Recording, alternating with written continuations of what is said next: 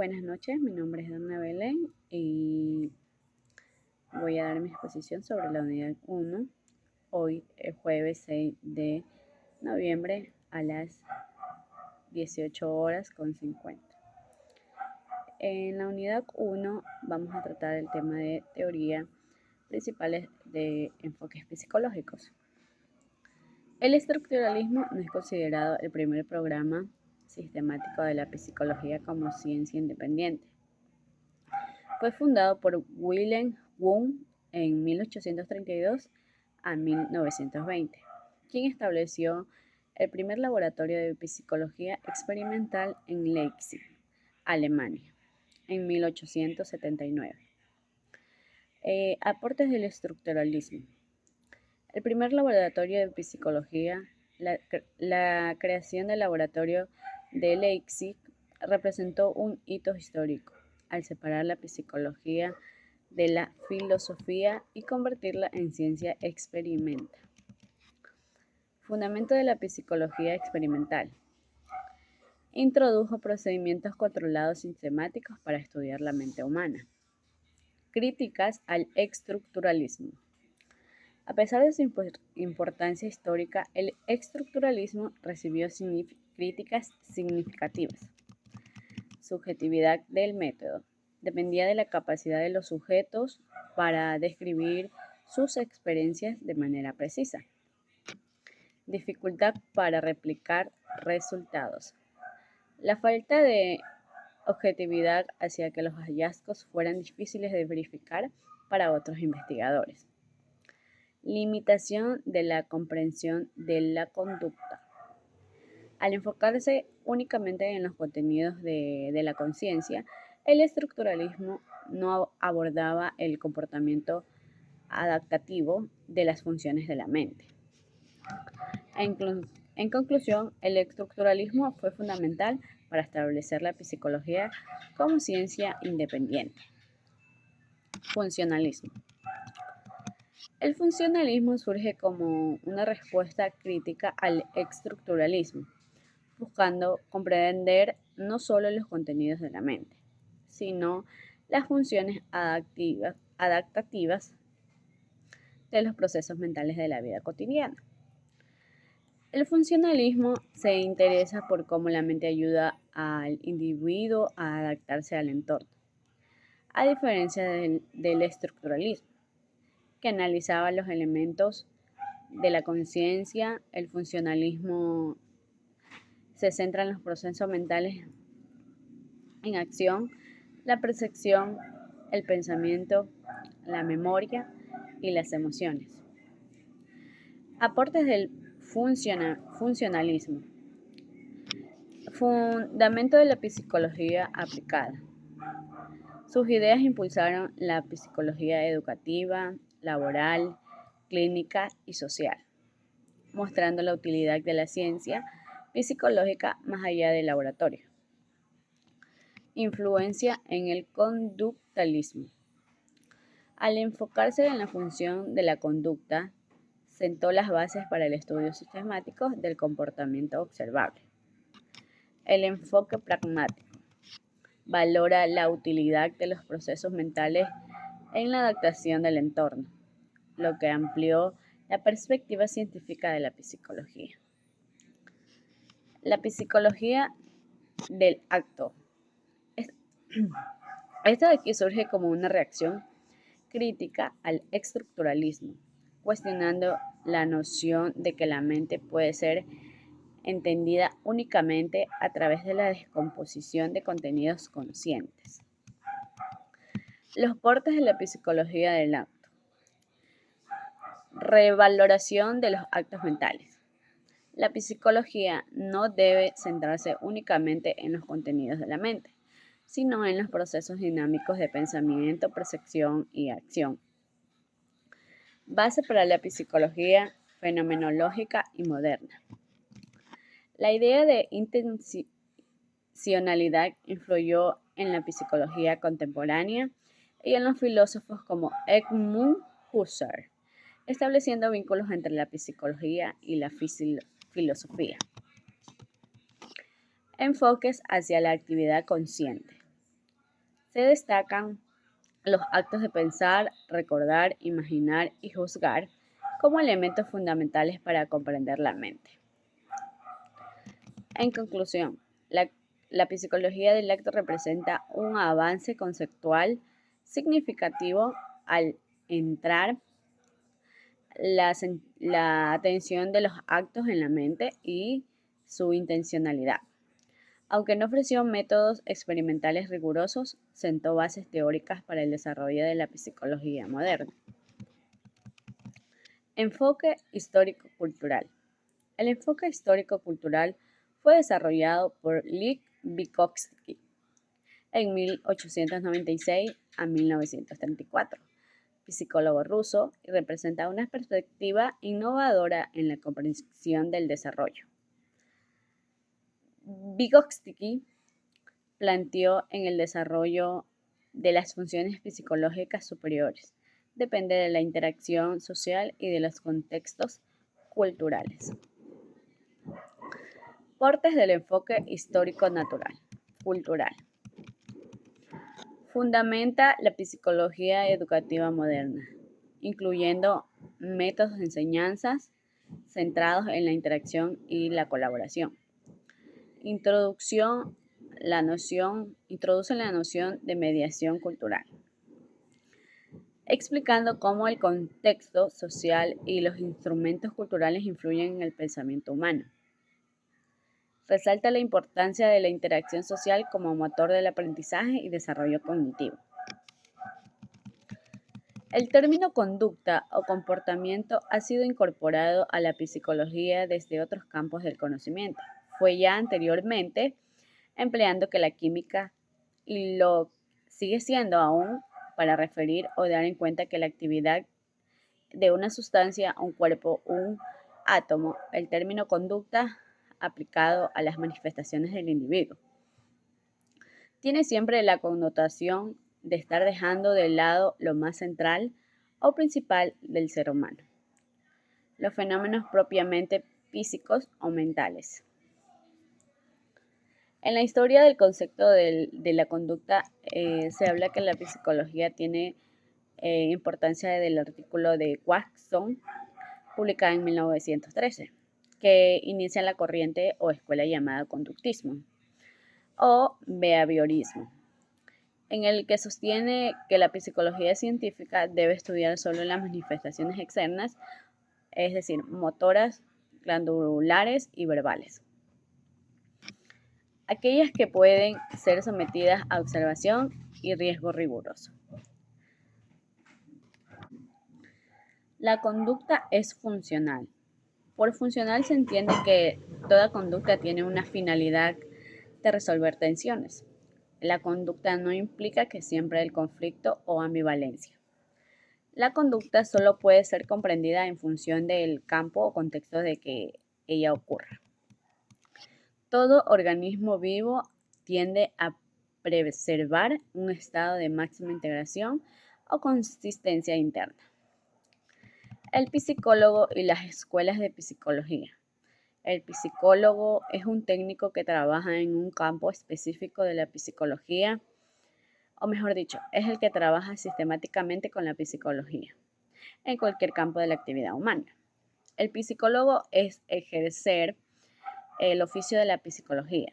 Con esto queremos significar que, entre otras cosas, que no es ser psicólogo, con la información teórica o la versación bibliográfica, sino con la aplicación del conocimiento a una tarea que, a su vez, enriquece, confirma o rectifica el conocimiento. El psicólogo enfrenta problemas muy peculiares en su tarea frente al objeto del estudio, junto con otros que son comunes a otro campo científico. El ser humano a quien tenemos que estudiar es muy semejante a nosotros, y estudiando al otro nos estudiamos e investigamos en cierta medida nosotros mismos. Este hecho hace más intensas y agudas las ansiedades que crea todo campo de trabajo y toda investigación. El psicólogo debe trabajar con un cierto grado de disociación, en parte identificando proyectivamente con el objeto de estudio y y parte por fuera, observando lo que ocurre. Esta disociación debe a su vez ser dinámica y no estereotipada. Tiene que establecerse y también ser mantenida en una distancia óptima. El psicólogo no solo debe tener un campo de trabajo, sino que además tiene que hacer un trabajo de campo. Esta exigencia es fundamental para la integración de teoría y práctica. El trabajo de campo surge también como una exigencia contra la especulación vacía, es decir, no apoyada en hechos concretos y reales o directamente recogidos. ¿Cuántas son las psicologías? Tenemos evidentemente derecho a preguntar si la psicología es una ciencia o si hay muchas psicologías, cada una de las cuales es por separado. Una ciencia en sí misma, con frecuencia la exposición y las polémicas así lo hacen pensar. Estamos todavía frente a una fragmentación y dispersión del conocimiento psicológico. Una verdadera división esquizoide, una enfermedad infantil de la psicología, por la que por otra parte han pensado o están pensando todas las disciplinas científicas, la matemática, por ejemplo, solo se inicia en el siglo XIX, hasta entonces fueron las matemáticas. Conductas y escuela. La conducta como totalidad unitaria ha sufrido en la historia de la psicología una división que aún subsiste en gran medida, sin ser separada. Por un lado, se reconocen los fenómenos del área de la mente y por otro los de las áreas 2 y 3. Bases teóricas y metodológicas de la terapia de conducta. La fundación, logros y proliferación de la terapia de conducta han sido ampliamente alimentados por la fundamentación de este movimiento psicoterapéutico en las principales teorías conductuales, entre ellos las aportaciones de la investigación, la reflexología rusa y los conocimientos y las leyes del conocimiento. Los trabajos de los fisiólogos rusos de comienzos de siglo supusieron una contribución esencial para el desarrollo del conductismo y de la terapia de conducta. Estos fisiólogos aplicaron la metodología objetiva de su disciplina al estudio de cuestiones psicológicas. Ahora voy a hablar sobre la unidad 2, conductismo, cognitivismo y aprendizaje. Aprender, comprender la adquisición y modificación de conocimientos, creencias, conductas y habilidades estratégicas y actitudes. Existen capacidades lingüísticas, cognitivas, motoras y sociales y adoptan muchas formas. Ninguna definición de aprendizaje es aceptada por todos los teóricos, investigadores y profesionales de la educación, y las que hay son numerosas y variadas. El cambio conductual o cambio de la capacidad de comportarse es cuando alguien se vuelve capaz de hacer algo distinto de lo que se hacía antes. Aprender requiere también el desarrollo de nuevas acciones o la modificación de las presentes. El aprendizaje es inferencial, es decir, no lo observamos directamente, sino el producto o comportamiento. La corriente del pensamiento conductista. Entroncada en la tradición pragmática y espiritista aristotélica, el manifiesto del padre del conductismo era ante todo una filosofía de naturaleza, metodológicamente relacionada con la investigación de las situaciones de aprendizaje en animales para inferirlas a los humanos. Hume, al igual que Aristóteles, asume que inicialmente no sabemos nada, somos como una tabula rasa, y todo el conocimiento lo adquirimos del medio por mecanismos asociativos a través de los sentidos.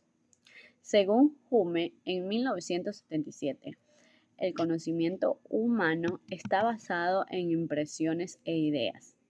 Las impresiones son los datos crudos recibidos por los sentidos, mientras que las ideas son copias que recoge la mente de esas mismas impresiones. Pero las ideas por sí no tienen valor. El conocimiento se alcanza mediante la asociación de ideas con otras ideas previas en la mente. En otras facetas, el conductismo, las leyes del aprendizaje son igualmente aplicables a todos los ambientes, especies e individuos. El procesamiento de información. Se concentran en la forma en que la gente se presta atención a los sucesos del medio, codifica la información que debe aprender y la relaciona con el conocimiento que ya tiene. Almacena la nueva información en la memoria y la recupera cuando la necesita. En segundo lugar, el procesamiento de información en la medida en que se ocupa el estudio de representaciones ha generado teorías de la memoria. De hecho, la propia metáfora computacional conduce a considerar la memoria como la estructura básica del sistema de procesamiento. Organicismo de la psicología cognitiva. A medida que la psicología cognitiva estadounidense se iba interesando en el significado, se iba autodenominando como constructivista e intentaba estudiar uno de sus olvidos. La psicología europea entre guerras. Organicismo en la psicología cognitiva. A medida que la nueva psicología cognitiva estadounidense se iba interesando en el significado, se iba autodenominando como constructivista e intentaba estudiar uno de sus olvidos. Se puede también introducir de varias maneras los conceptos centrales de la ciencia cognitiva. Una de ellas es comenzar con algún problema específico, para luego adentrarse en los factores que lo explican y permiten su comprensión. Otra opción consiste en trazar un paralelo entre el modelo secuencial y conexionista de procesamientos de señales, con el fin de estudiar sus similitudes y sus diferencias. La psicología cognitiva, en su concepción más tradicional, tiene como objeto estudiar los fenómenos mentales con énfasis en los mecanismos de procesamiento de información involucrados en cada uno de ellos. Desde la percepción, la memoria, el aprendizaje, hasta la toma de decisiones, la planeación de acciones y la generación de las conductas. El modelo cognitivo clásico también se conoce con los nombres de modelo simbolista, representacionalista o de procesamiento secuencial. Este último derivado de la arquitectura computacional que lo sustenta. Los programas computacionales son un conjunto de reglas para manipular símbolos con el fin de producir un resultado. Es decir, por ejemplo, resolver un problema algebraico, emitir un diagnóstico o escoger la vía más rápida entre dos lugares. En este sentido, la resolución del problema abstractos es el prototipo de las conductas que pueden ser explicadas en términos de programas. En resumen, el modelo cognitivista clásico y el conexionista tienen en común que sustentan el funcionamiento mental en procesos computacionales. El primero mediante una arquitectura secuencial y el segundo a través de procesamiento distribuido en paralelo. De ahí que el conjunto de los dos pueda denominarse cognitivismo, computacionalista o computacionalismo. Se diferencian en que el cognitivismo clásico se compromete fuertemente con las representaciones y tiene como prototipo de lo mental el razonamiento abstracto, mientras que para el conexionismo las representaciones dejan de ser materia prima con que trabaja la mente y el mejor ejemplo de lo mental son las actividades de reconocimiento de rostros y el aprendizaje del lenguaje. Muchas gracias.